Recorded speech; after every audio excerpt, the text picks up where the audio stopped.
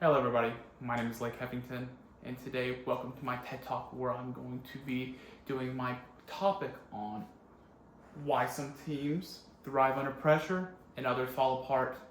Now this is a big issue in today's workplace where we see this kind of often, where sometimes, you get a problem, it gets, into your group and you don't know how to handle it. Now, which way are you going to do? Are you going to team up with your people and are you going to solve it to make it better, or are you going to crumble apart?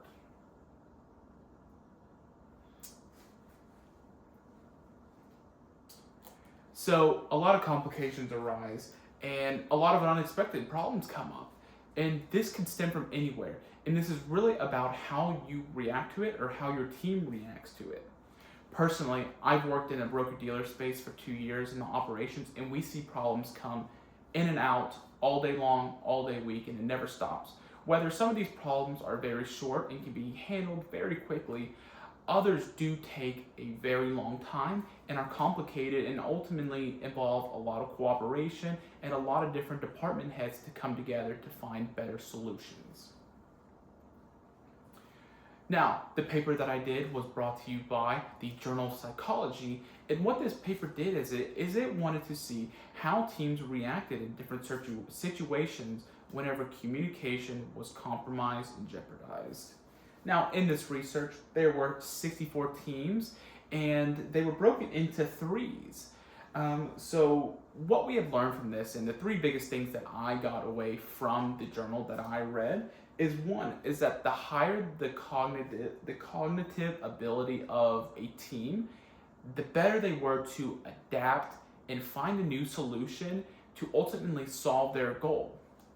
Now, there were a couple different scenarios where some teams were given harder problems and some were given easier problems. And the research that was found on that would bring me to my point number 2, is that not always difficult problems improve adaptation. Now, a lot of people tend to think, well, if there's a harder problem and we solve it, well, it may be easier to adapt to it or adapt to easier situations. However, this found that sometimes there were problems that were just too hard to adapt to. And lastly, and the most compelling one that I found, is the learning orientation versus the performance orientation. In the study, the learning orientation, they did a whole lot job better of actually being able to find different scenarios and adapt to it versus the performance orientation. Now, the learning, they dealt with how to find a problem, and if they found the problem, there was either two outcomes they were going to do. They were going to completely switch and adapt to it, or they were going to fail, but they were happy that they were failed because it meant that they learned something new and there was something new that they could adapt to. However, the performance orientation, they just wanted strict numbers and strict data to compare it to either how well or how poorly they did in that assessment. Now, from my personal experience, teamwork always makes the dream work. Now, why do I say this?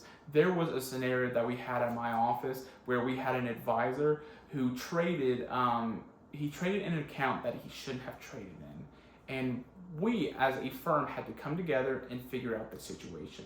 Now, this took multiple departments. It was our supervision, it was our operations, it was our compliance, and it was our compensation departments. We all had to come together to find a way to resolve this issue, as it involved all of us.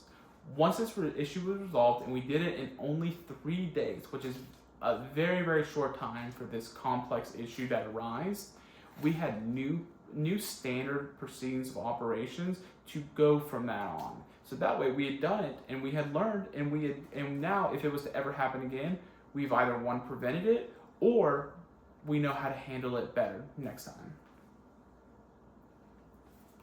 Now, why does this matter? Now, if I was the hiring manager, one thing that I would certainly be looking for is how well somebody adapts to a group versus just their IQ. Now, some people can be very smart and they can be intelligent and they can know everything, but they can't always adapt to situations. And that really comes into play when you need it to.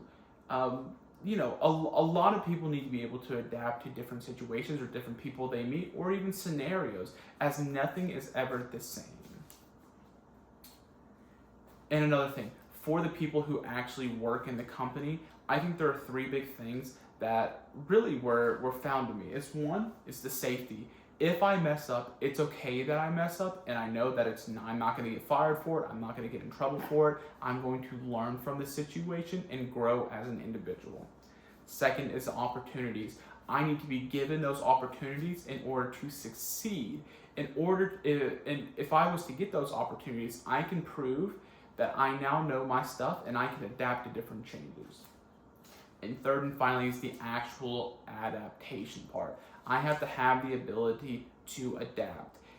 It's all good if people tell me that, it's okay to mess up and I figure it out, and if I'm given opportunities, but the real problem arises if I can't actually adapt to the situation.